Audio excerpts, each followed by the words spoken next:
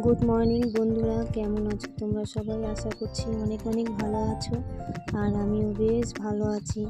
তো আজকে আবার একটা ব্লগ নিয়ে চলে আসলাম সকাল সকাল। তো এখন বাজে সকাল 6টায়। তো সকাল 6টা থেকে এই ব্লগটা শুরু করলাম। তো প্রচণ্ড পরিমাণে বৃষ্টি হচ্ছে, আমি ভয়েস ওভার দিচ্ছি আর বৃষ্টি হচ্ছে। তো আমার উঠোনটা ঝাড় দেওয়া হয়ে গেছে, এখন আমি রান্নাঘরে চলে এসেছি। রান্নাঘরটা ভালো করে লেপে নিচ্ছি। তো রান্নাঘরটা লেপে নিলাম, আর এদিকে বৃষ্টি হচ্ছে, অল্প অল্প করে বৃষ্টি হচ্ছে। তো ভাবলাম যে আর উঠোনটা অর্ধেক ঝাড় দিয়েছিলাম, গোটাটা দিয়েছি, মানে সাইডগুলো দেইনি। তো মা বললো থাকা দিতে হয় না, বৃষ্টি হচ্ছে, তো তুই রান্নাঘরটা লেপে মুছে বেরিয়ে আয়, তারপরে তুই যা করবি কর। তো এই যে রান্নাঘরটা আমি লেপে নিচ্ছি আর মুছে নেবো রান্নাঘরটা এখনই। তো দুই দিন ধরে বলতে না, মানে 4-5 দিন ধরে এমন বৃষ্টিতে জ্বালাচ্ছে, কি বলবো, আর বলার কিছু নাই। তো প্রচণ্ড পরিমাণে বৃষ্টি হচ্ছে, অল্প সময়ের জন্য হচ্ছে, আবার বন্ধ হয়ে যাচ্ছে, এই হচ্ছে খালি। আবার তো খবর দেখাচ্ছিল যে আরও নিম্নচাপ উঠবে, তো জানি না কি হবে। যাই হোক, এই যে ঘরটা আমার মোছা হয়ে গেছে। তো বালতিটা আমি কলপারে নিয়ে জলটা ফেলে দিয়ে আমি বিছানাটা গুটিয়ে নেবো, কারণ সকালবেলায় আমি বিছানাটা গোটাইনি, কারণ ছেলে শুয়েছিল আর ঘরটাকে ঝাড় দিয়ে বের করেছিলাম। তো ওর জন্যই এখন তাহলে বিছানাটা গুটিয়ে কাপড়টাকে বাসি কাপড়টা আমি ছেড়ে নেব। বাসি কাপড়টা ছেড়ে নিয়ে তারপরে আমি বিছানা গুটাতে যাবো।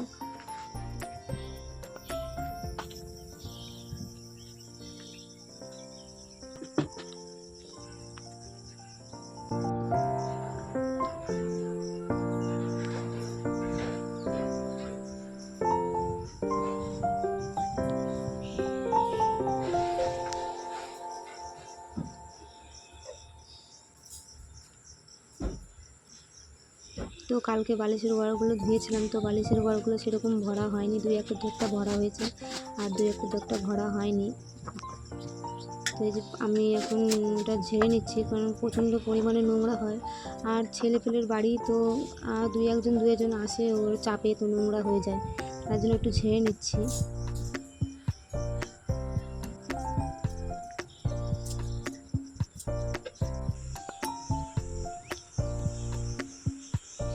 এখন নিচে যে নোংরাগুলো পড়েছিল ওগুলো একটু ঝাড় দিয়ে নেবো আমি।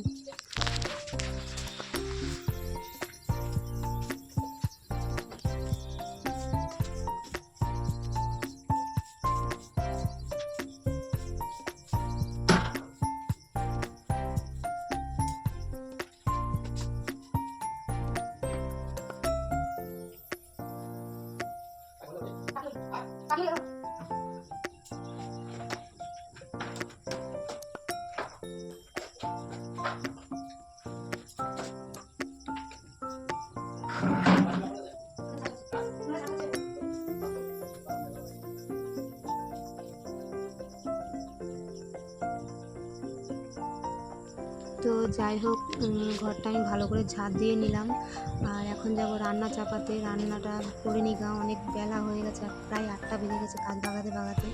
তো এখন রান্নাটা চাপিয়ে নেবো এখন আমি। এই যে ভাতটা জল দিয়ে দিচ্ছি ভাতের বাড়িতে, এখন চালটা দিয়ে দেবো, কারণ প্রচণ্ড বেলা হয়েছে, আর সামনে আমরা সবাই বলে গেছি আগে বেরিয়েতে যে আমাদের 10টার মধ্যেই সবাই খায়, ওর জন্য সকাল সকাল কাজ আগিয়ে তারপরে সকাল সকাল চাপাতে হয়।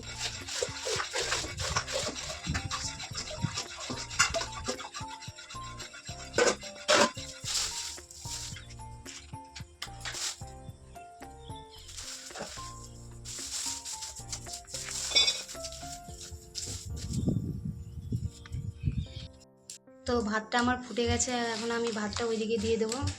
আর আর এই যে আমি সবজি কাটা হয়ে গেছে, আজকে কলা আলু দিয়ে ঝোল হবে আর কুমড়ো ভাজা হবে, তাই ওগুলো আমি কেটে নিয়েছি। এখন আমি কলাটাকে ভেজে নেবো ভালো করে।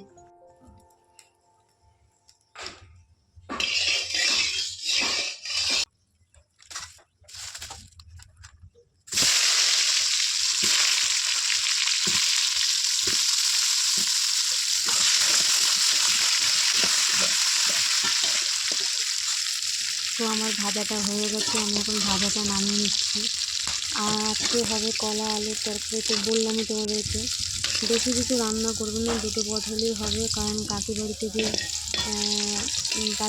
বলতে ছেলেটা আমার কলার তরকারি খেতে চায় না, তো কাকি বাড়িতে ডাল রান্না করেছিল, নিয়ে আনতে যাবো, তো দাদাভাই বললো যে ডাল আনোগা, ডাল দিয়ে খাবো। তো যাই হোক, এই যে সোমবারটা দিয়ে দিলাম, আলুটা দিয়ে দিলাম, ভালো করে কষিয়ে নিয়ে তারপরে কলাটা দিয়ে কষিয়ে নিয়ে তারপরে জল দিয়ে দেবো।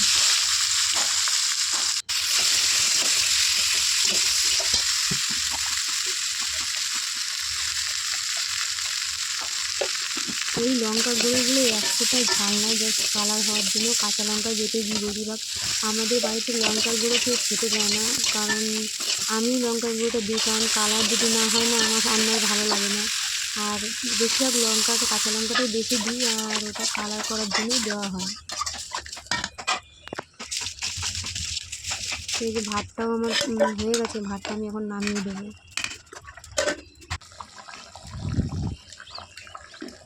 মশলাটা দিয়ে এখন আমি তরকারিটা নামিয়ে নেব।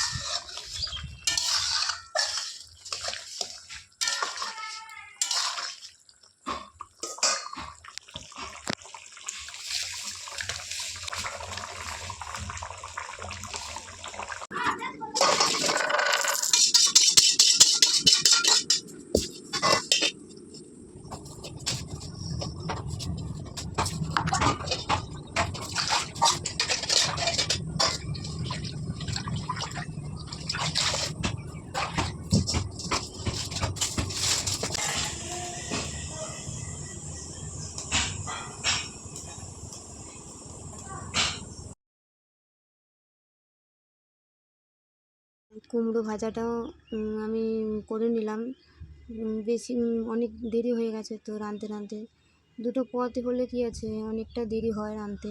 তো এই যে অল্প সামান্য চিনি দিয়ে দিলাম, কুমড়োটা মিষ্টি ছিল, খেয়ে দেখি নাই, তার মধ্যে আরও চিনি দেওয়া হয়েছে, তো প্রচণ্ড মিষ্টি হয়ে গেছে। তো সবাই মিষ্টি খায়, অসুবিধা নাই, কেউ কিছু বলেনি। তো এই যে ঝাড়টা দিয়ে নিয়ে তারপরে এখন আমি থালা বাসন কটা ধুয়ে নেবো, তারপরে থালা বাসন কটা ধুয়ে তারপরে আমি জলটা ভরে নেবো, কারণ এটা মাস্ট, জলটা আমাদেরকে ভরতেই হবে। জল না ভরলে আমাদের বলেছিলাম, আমি ট্যাঙ্কি করা নেই, তো বোতলে করে জলটা ভরে রাখলে কী হয়, সুবিধা হয়, সারাটা দিন চলে যায়, তারপরে আবার সন্ধ্যাবেলায় ভরতে হয়। সন্ধ্যাবেলায় ভরে নিলে তাহলে যেটুকু রাতে যেটুকু লাগলো না লাগলো, তো যাই সকালবেলায় ভরা হয়, আর ভরা হয় না।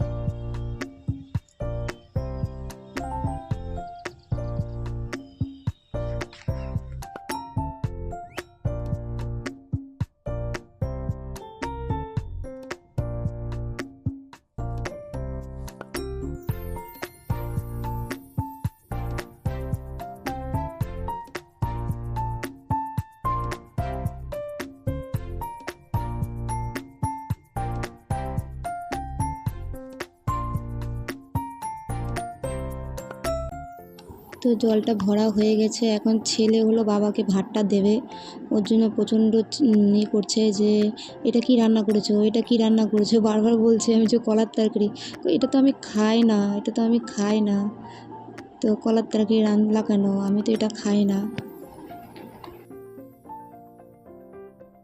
কাকি বাড়ি যাচ্ছি, বর বলছে যে দেখো কাকি বাড়িতে ডাল রান্না করেছে নাকি, তাহলে ডালটা আনতে যাও।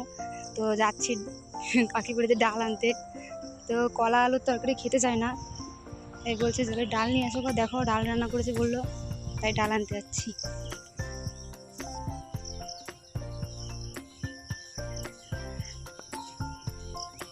তো এতটা পরিমাণে গরম দিয়েছে বলার কিছু নাই।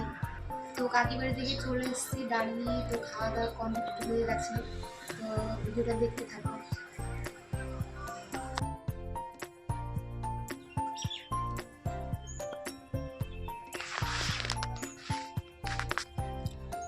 তো এখন যাব ছাদে, বর বলছে যে রোদ বেরিয়েছে, তাহলে চলো একটু বাদাম কটা মিলে দিই। তো বললাম ঠিক আছে তুমি যাও, খাওয়া দাওয়া আমাদের কমপ্লিট হয়ে গেছে। তো বললো তাহলে মিলে ঠিলে তারপরে বসে থাকি বাদামের কাছে। তো এই যে দেখো কত সুন্দর রোদটা বেরিয়েছে, তো এক্ষুনি রোদ বেরিয়েছে, আবার রোদ চলে যাবে, এই হবে, কিছু করার নাই। আর না হলে তো বাদামগুলো নষ্ট হয়ে যাবে ধরো, তার জন্য বাদাম কটা ভালো করে রোদেও দিতে হবে, নাহলে অসুবিধায় পড়ে যাবো আমরা সবাই। তো চলো, এই যে তোমার দাদা আর আমি বাদাম কটা ছড়িয়ে দিচ্ছি, তো ছড়ানো হয়ে যাক, তারপর তোমাদেরকে দেখাচ্ছি।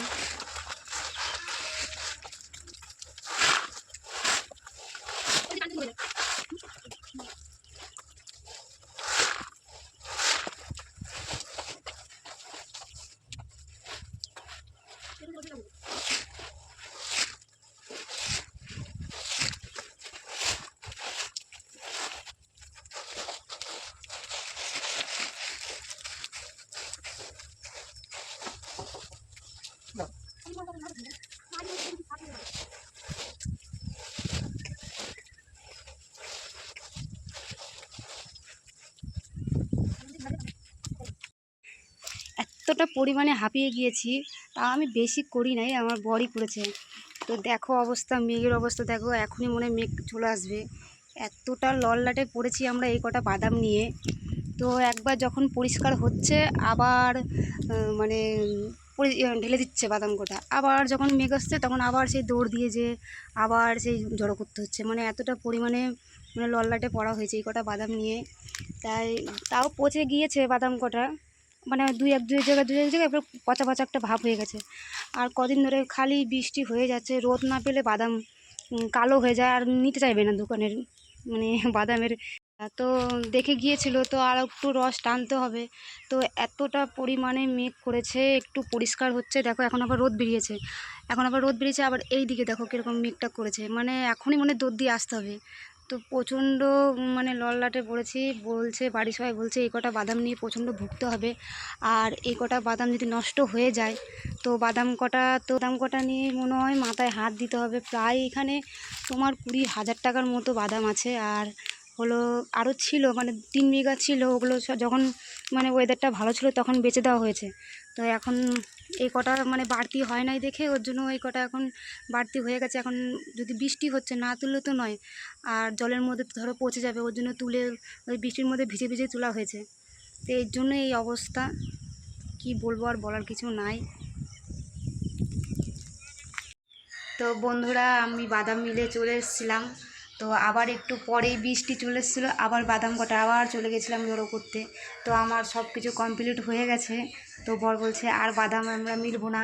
তো ঠিক আছে, যদি ভিডিওটা তোমাদের ভালো লাগে তাহলে লাইক, কমেন্ট অ্যান্ড সাবস্ক্রাইব করো। আর ভিডিওটা এখানেই এন্ড করলাম, ঠিক আছে? Thank you.